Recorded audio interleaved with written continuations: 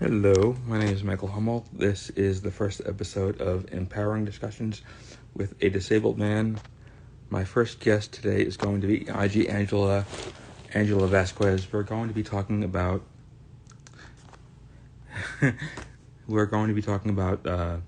questions that she wants to ask me, and then an empowering discussion that she wants to talk about, and then I have certain questions that I want to ask her. So we'll wait until she comes on, and I think she's going to be coming on net soon. We'll see.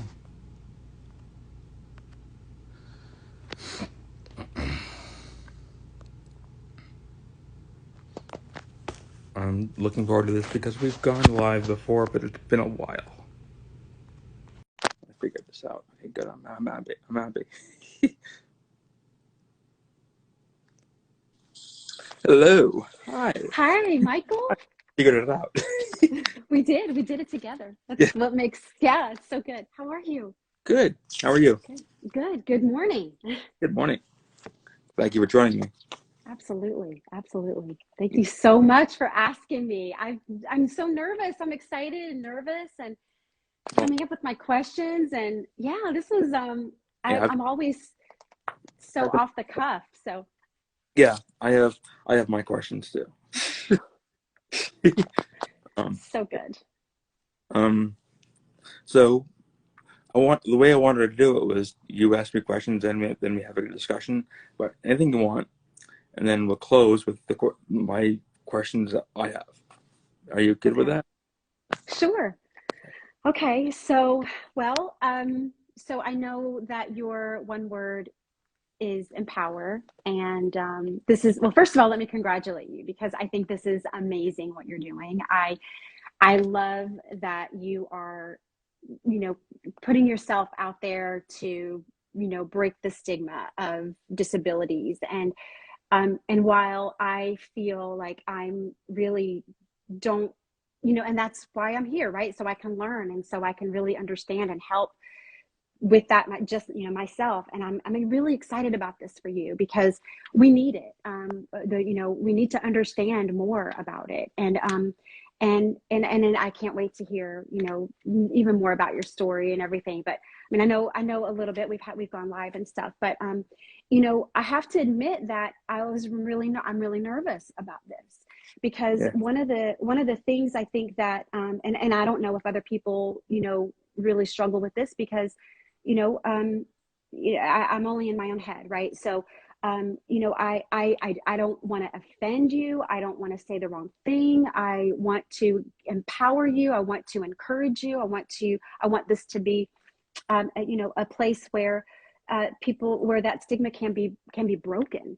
Mhm. And that's just my idea, but I'd like to hear what your idea is around breaking the stigma of this. Like, what is it that, um, what do you want to say around breaking the stigma? What does that really look like for you when that happens? Uh, First of all, the tagline for Wilson Warriors is start a conversation to end the stigma. Part of ending the stigma for me is just talking about having a conversation, asking questions, whatever you want. Nothing offends me. So like I love getting questions. I love answering questions. I love just having a discussion. So because the more you talk, the more questions you ask, the less you'll eventually need the questions and the discussions. And I think having a discussion, asking questions, that is ultimately what's going to hopefully end the stigma or bring disabled people and able-bodied people together, which is another mission of Wilson Warriors. I just And want to when bring. and I love it so much. When you say bringing people together, disabled and able-bodied, um, what is that? What is that? Um, you know, why does that matter to you so much? It's less separation. Um, to me now, there's three things. There's three ways that I get interacted with able-bodied people, like everyone else, which is the way I want to be treated, or like a damsel in distress who can't do a thing for himself and always needs help, or, and this is the one that bothers me the most, I get completely ignored. Like I'll be out with my friends or my wife, and I'll ask somebody a question, and they'll turn and look at my wife and answer her like I don't exist. So ending the stigma partially for me is just having that conversation and those questions and that open communication so that it eventually isn't needed, and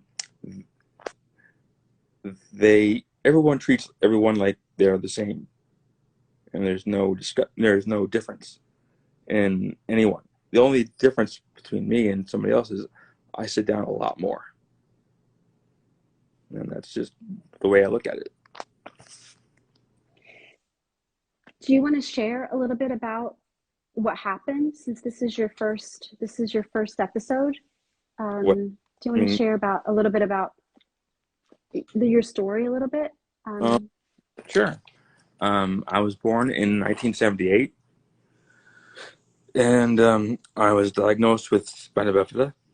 And the doctor who examined me told my mother that I would probably never walk, talk, feed myself, dress myself, and I should probably be institutionalized. And my mother was only 29 at the time, so it obviously upset her and hurt her. And I would never tell her this, but to a degree, I think it broke her in partially. And thankfully, she didn't give up on me. She didn't listen to him, and I've obviously broken every uh, thing he thought about me. Every misconception that he put on me, I broke. And now it's just me breaking my own thought process and my limiting beliefs. And so that made me feel his words when she told me that I was 16, and I could still feel and see the hurt and the tears in her eyes. And that was one of the most painful moments of my life. Just seeing what he did to her and how long she carried that for. And years later, I was in a long-term relationship for 5 years, and she was verbally and mentally, and psychologically, and emotionally abusive. And the last one of the arguments that we had, she said to me, "You're not a man," and that hurt for years. And it again made me feel small and weak and less than and unable. And because of those two things, that's where the empowerment comes in. That's where I want to change the feelings of disempowered people to make them stronger and more empowered and able to take on the world and just do what they want to do to help others. You certainly are proving the doctor wrong. Yeah. What was so? What were you? And so I guess with that, and I have other questions written down, but I just based on the conversation, I just want to ask you what was for you. You said you were 16 years old when your mom had that conversation with you as a disabled man, how you described yourself. What were your limits before that conversation, and what were you able to do after that? Or what happened after that conversation? Well, what happened after, and what happened, I think that conversation and that knowledge is what started me on the path of having that mindset of I can only do this, or I'm only this. And after that, I graduated high school. I went to college, um, and before and after, I was in wheelchair Olympics. I've won 57 medals. 42 of them are gold, and I've done things. My mindset was just fixed. Even though I did things, I didn't think I could do them, or I didn't think I could do more. So I just put myself in a box. And after that, like I said, I graduated high school, college. I I've been in long-term relationships. I'm married. I've owned a house. I'm renting a apartment right now. So I've met a lot of great people. I've started two blogs. I'm in the process of writing a book and multiple novellas. So I'm just getting closer to my purpose and my goal. So mindset for you, I was thinking this morning, how because my mission is to remind humans we're all human, and I thought, wow, we this aligns so well because my heart is just to remind humans that our heart is that we're all the same, we're all so uniquely different, but at the same time we're all human beings. And that and I was thinking about how my really my first experience was when I with someone that was disabled, was when I was just a young, my cousin was had she developed a fever. I don't know the whole story, but I know she developed a fever, and then she actually had brain damage. And so my experience was at a very young age. I'm having my cousin who was, I believe she was partially blind. She had brain damage, so she couldn't talk at all. She was couldn't walk, couldn't do anything, and so until I think she passed away at like 15. Mhm. And so she was just a few years older than me. But that was my first experience, and I think at such a young, but she knew I was there, like she could follow you and everything, but she just was keep not able to do anything. And so it was you know that experience, I mean, I certainly, I think that was something that in my heart, like I knew that, if I saw somebody that was in a wheelchair, or somebody that was on a cane, or somebody that had a patch over there, something that was different from what I was experiencing, that was, probably my thought was about my cousin. And so, and while, you know, but as somebody that doesn't, my abilities are different than your ability. May not all of the abilities are the same, right? So Yeah. I have even our gifts or talents, they're very different. I would do anything if I could write like you. I mean, oh my goodness, I mean, amazing. Yeah, I struggle with just putting content on my post.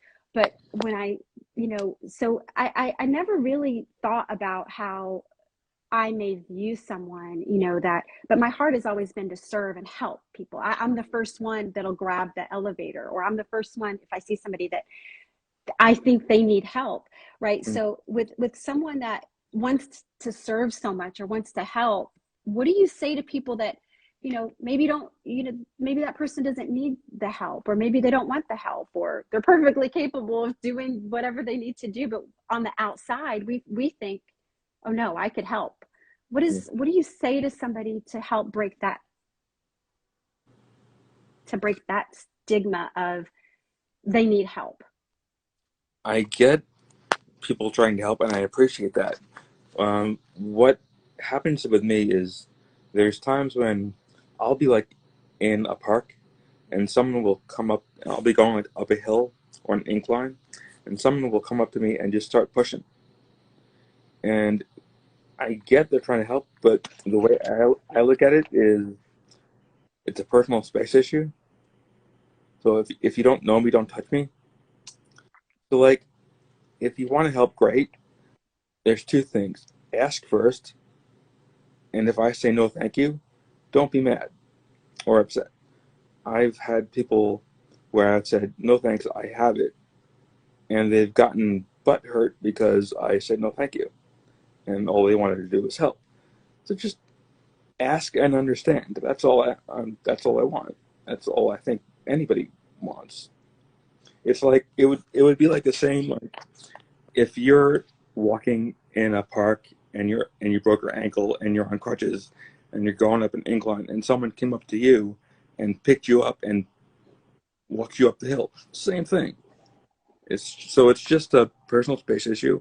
If you're gonna help me, awesome, but ask first. And if I say no, then don't. That's it. Just take it for what it is. Yeah, that's really, thank you for saying that. So one of the questions about that was, what is the right thing to do? And that would definitely be just asking, hey, would you like some help? Yeah, And if they just having that boundary, and that's just, and that is the same for all of us, and yeah. that's, yeah, that is the same, like, just like you said. Um, so, this is kind of, I don't know if so what is your perception of other people's story around disabled people? So what is it that you believe to be like my story around people that are disabled? Um,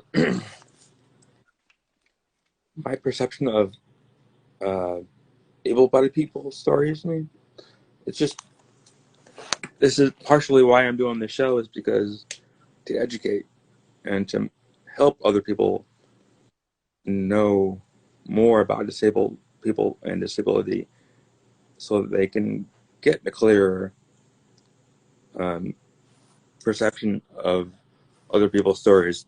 So I just want to partially educate and let people know what is the truth and well, my truth. I can't speak for everyone, but I just want to come on here to talk about my truth and what um, I go through, so that able-bodied people can understand more of my truth and my story, and then that hopefully that'll empower them to go out and find out more about other people's story who are disabled, so they can know more.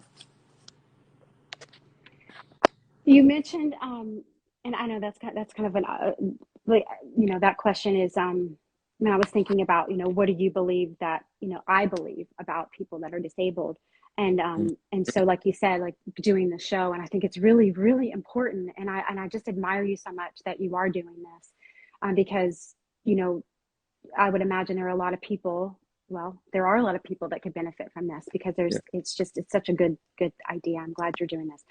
You thank mentioned you. in one of your posts that with a friend that that you do you miss lockdown, and why? Why? Uh, I do and I don't. Like I'm weird. I'm an introvert. I'm quiet. Um, when lockdown was happening, I was talking to my wife and I told her I don't feel any different. I could do this forever and I'd be fine. And I could like if I was told you can have all the food you want, but you're never allowed to leave your apartment. Okay, I'd be good with that. I'm weird. So because I mean I'm quiet, but partially it's I don't want to. It's hard to be around people who have that different misconception and try to help you over too much and like do too much for you and don't ask and don't have those boundaries or ignore me and treat me like I don't exist. It's hard to reconcile that with wanting to be out in the world. So that's where that whole thing came from. Yeah, I don't think you're weird. I'm one of those people. I was okay. I miss like just people. In general, just seeing faces like that. To me, that was the hardest part. It's funny, But like yeah. I didn't change the lockdown at all. The only thing I missed was the Barnes and Noble because I love books. That's it. That's awesome. Um, so so let's see. Okay, let me. Um, it's funny because I have questions for you, but I feel like the conversation itself is just it's way more fun just to kind of That's my interview style. yeah, Just yeah, have a set, but go where the conversation leads you. right. So good. What's the most offensive thing that's ever happened to you besides the ignoring you? Is Mhm. that has was that the most has that Um, been the most or is does that continue to be the most offensive? no. Um, Back in 2004, I was working at a store, and I gave a customer the right thing but the wrong size, and he called me a worthless piece of shit that didn't know anything. And the reason I was in a wheelchair was because I was being punished by God, and then walked away.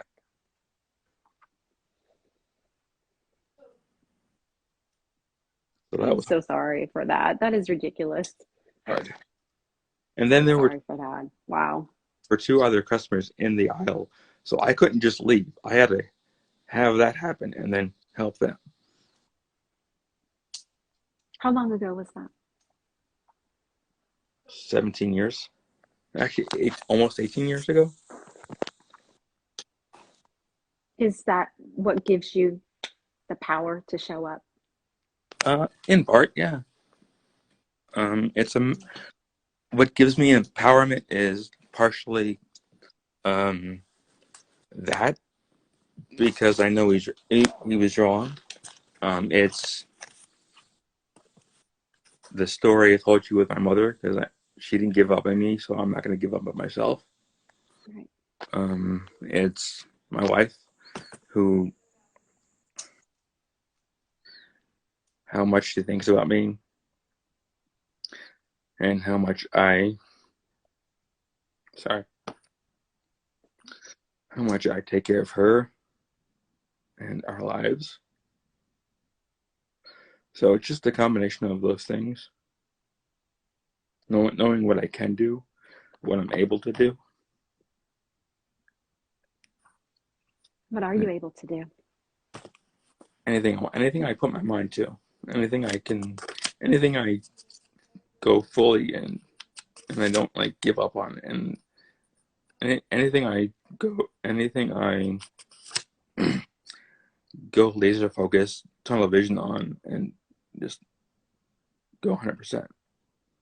Just all you have to do is just get what you want. Like think about what you want and go all in. Don't stop. And you can take a day, take 2 days, and recharge. Think about things and relax and take a break. But if you take more than 2 days, you'll just lose the momentum, and then you're just gonna have to start over. So you can do anything you want if you work hard enough.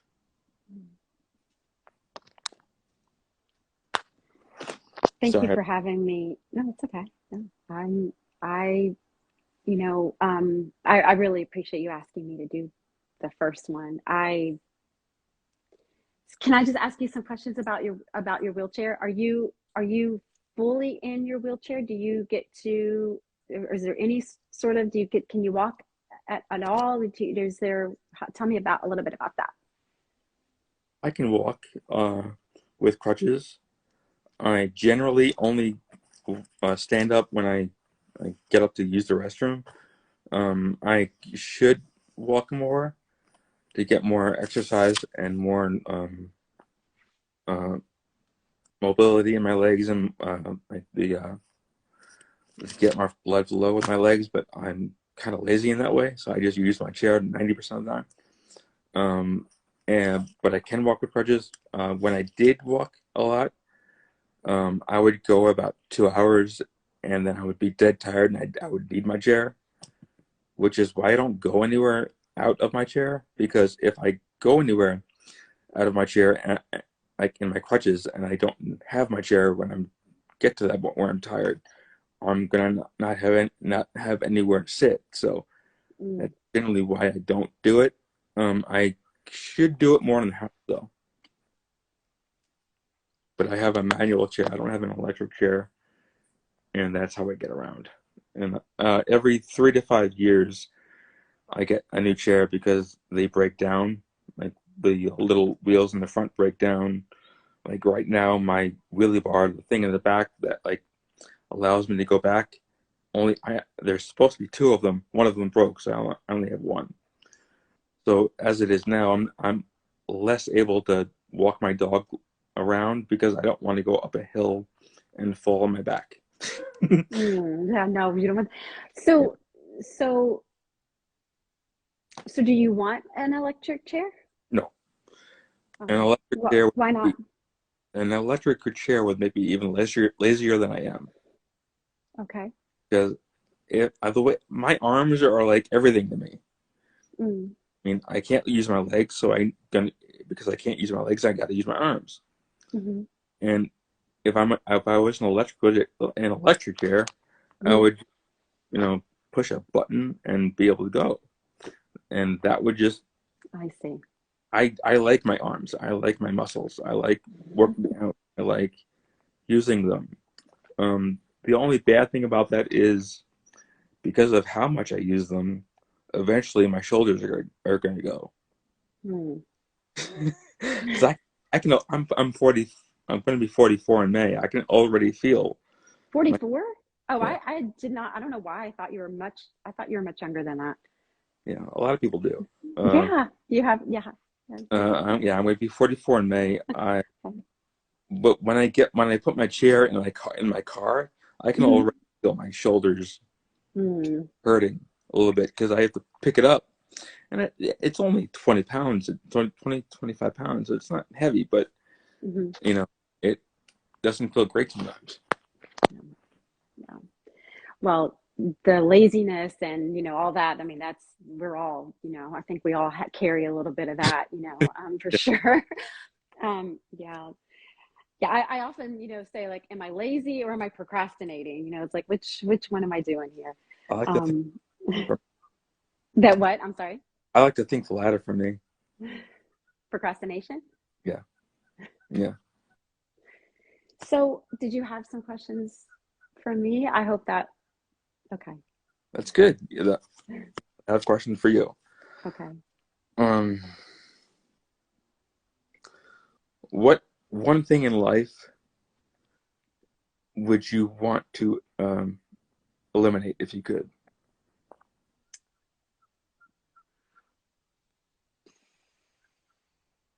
Wow, it's funny that you asked that because there's so many things that I would love to see the world have. But Hmm. if there's one thing to eliminate, and I think this changes just because of the way the world is, and I see the world right now is heavy on my heart. If I could eliminate one thing, it would be greed today. It would be greed. Good answer. And okay, what message do you want to share with the world? Well, my message is to remind humans we're all human and that to remember that when you're having a moment where you and we all do we all have our stuff, we all have something that we have these limiting beliefs about things, about ourselves and others, and we have to remember that we're all human beings and we all are again, like we're all very unique, very different, talents, gifts, we're all made very different, but we're human beings, and that before you act on an emotion, to really pause and think about what you're thinking Mm. before you act out on that, especially if you're in a situation where you're going to affect another human being, and that's you know so oftentimes we react before we really think about the outcome. Yeah. And um, just like you saying, hey, just ask me if I want the help. Oftentimes we rush to rescue, or we rush, or we think we're rescuing. It's not, and we rush to, we get angry, or we get we react emotionally, and emotions are beautiful things because that's what makes us human beings. So we don't want to discount those, but we don't want to minimize our emotions, but we also want to, we also want to be, cautious and mindful of others. And that's, that is the mission, to remind humans we're all human, and we all suffer and struggle, and that is part of life. Um, and just remember your neighbor. Remember that the person that is maybe frustrating you, maybe they're, yeah, I always like the what if, maybe the person that's driving the car that slammed on their brakes in front of you, and maybe that really made you mad because your stuff just went onto the floor and you've got a whole mess and your coffee went everywhere. Before you get upset, it's easy to say, right? Just what if that person is, their parent is dying, or what if their child is very sick, or what if they just, what if they just found out they're sick? Or I mean, it's the what if before we take it out on another human being. Mm-hmm. Well, that's a very good answer. What's your happy place? My happy place? Yes. My happy place. Oh boy. I I'm a very positive person, so I have a lot of excuse me, I have a lot of happy places. But my probably my great right now, my happiest I have place two. is, what's that? I only have two. Oh, you only have two? Yeah. What are your happy places? You tell me yours and I'll tell you mine. Oh, okay, okay. I needed a little more time. Well, with my husband is my happy place. I mean, I'm always, that always seems to just, you know, it just brings me, joy. I'm happy with my husband. Yeah. And my children, I'm happy with my children. When I'm with my children, it makes me happy, even though they can, they're children and teenagers, and Yeah. but they are certainly my happy place. And then of course I have what brings me fulfillment, and I have a meaningful life because I'm serving, and that brings me a lot of joy, and it makes me very happy. Um, which is, when I do my Instagrams, and I'm, with other people, that makes me very, very happy. So yeah, how about you? Okay. Number one, Cedar City, Utah, because I just love going there because it's peaceful, it's beautiful, it's quiet. There's always things to do, but there's not an overabundance of things to do. So it's like not crowded at all, and just be there. It's great. And then the second place, I'll show you. Hold on. This part of your body, my wife's, my wife, right there, laying my head right there, putting my arm around her. If I could go there and not eat or go to the bathroom or anything, I'd be happy for the rest of my life. I get that. Yeah. And for me, like, it's where we live right now, we're in an apartment, and we're on the second floor, but we're up on a hill. And so the window that I have you in right now, it's just blinds, and I have my iPad sort of hanging in the window. Yeah, And there's a tree line, and and behind the tree line is a pond. And so the tree line in the winter, there's no leaves, obviously, but and I'm in Maryland. And so when the sun comes up, just I can see the sun rise in the morning in my bed when I'm first thing in the morning. And so if my head, like you said, my head is on my husband's chest and I can see that sunrise, yeah, that's probably the most happy that I am, yeah, is that morning, seeing the sun come up yeah. is my very favorite. Like you said, if my like every night, my wife and I cuddle, and she just wants I want chest. That's her thing. That's what she says. Yeah. Yeah. It's just a safe place. Like, it just Yeah, feels so safe yeah, from everything that's going on, especially today in the world. And, it's so good to have someone to cuddle up next to, yeah. you It's know. safe and So, soothing. Just that. yeah. Yeah. What makes you feel empowered? Oh, well, I mean, I have to be honest. Like, I've been on a self-development journey for well, for several years, but probably really started in 2000.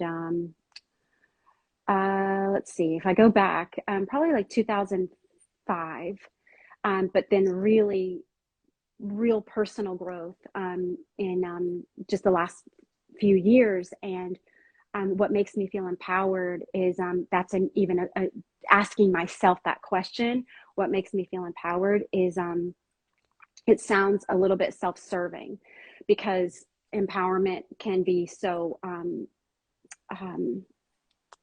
it's it's such a powerful term, that it's your one word.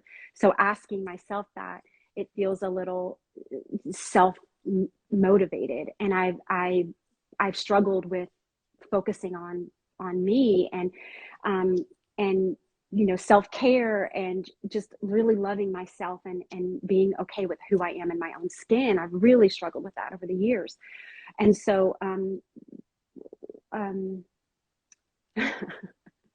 what ask me the question again. See that even just taking What myself there makes me feel, what makes you feel empowered? yeah, exactly.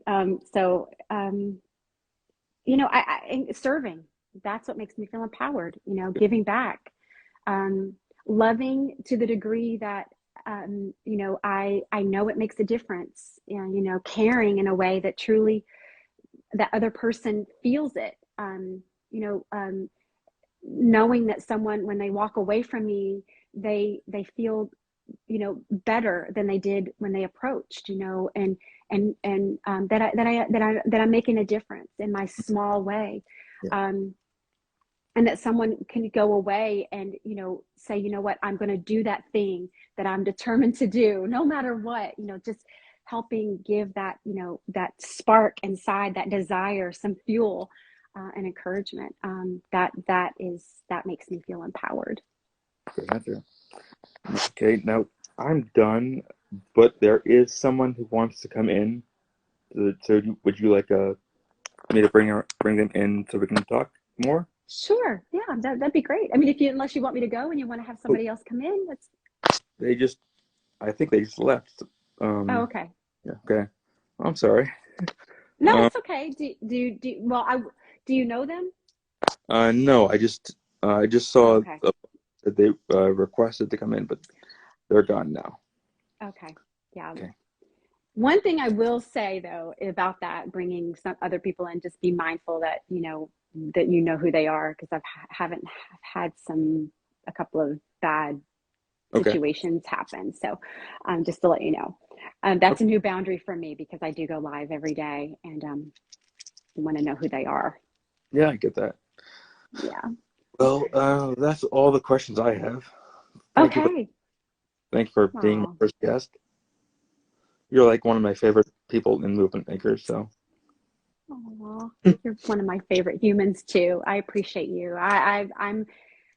I feel really honored that you would even ask me to be your first person. I want to help you with your message, and so I think it's a really great message. It's important, and it's one that we all need to, understand better, so that we can, just have, more better understanding, more compassion, more empathy, not a feel sorry for somebody, but more just understanding who this person is. hmm And like, I like how you said too, like, how do you, when I first see you, what am I think you posted it, when I see you, what do I see first? Do I see your disability, or do I see you? And clearly I'm beginning to understand that even more, and so I thank you for that. welcome. I'll do my best to honor that, so thank you, friend. Now it's funny you bring that up. I'll tell you the whole thing. My favorite compliment I've ever gotten is sometimes I forget you're in a wheelchair. And over the years, I've been told that by many people. But the first person who ever told me that was my brother. Oh, So wow. a lot more. Oh, wow. You know. I love that. Yeah, that could Okay, can we have a part two? Maybe we'll do another one sometime soon. I absolutely will definitely do a part two. Yeah. It'd be really good because I think a lot of like what you just said is very it just reminds me of like diversity, right, and inclusion. Like it's, when we forget, that is, like you said, that's the greatest thing. Yeah. Yeah, I love that. Thank you. That's part of the stigma thing, just seeing me, not the chair. And when you break down that barrier and you can see the person just for who they are, that's powerful. So good. Thank you for seeing me for who I am. You're welcome. Thank you. Love you, friend. I'm Thank excited about doing this again. Thank you so much. you. Can I give you a hug Yes. before you close out? Okay. Yes. Thank you, Michael. It's so good. I know you woke up early, 7 a.m. No, well, Is it 7? Monday through Friday, I'm up at 5:45 because my wife works at 7. So I'm up early morning every day. Oh, So okay. this is nothing for me. Question: how do I put this on Instagram? So when you go to close it out, you hit the X, and then it'll give you a list of options. Okay. And it'll say share video, or discard video, and it'll say share video, so share video. And Okay, then great. you'll see there. Also, if you want to put a different picture on the front, in your profile page, on that page, when you share video, and then you can hit the cover. It'll say cover on the photo in the upper left corner. You have to do it then when you're adding the content. You can go in and hit the cover, and then it'll take you right back to to put in your wording and stuff. Okay, great. So, but if you want to call me, I'd be happy to walk you through it because I know it's a back and forth thing. Okay, thank you for having me. Well, thank you. Okay, Bye. bye.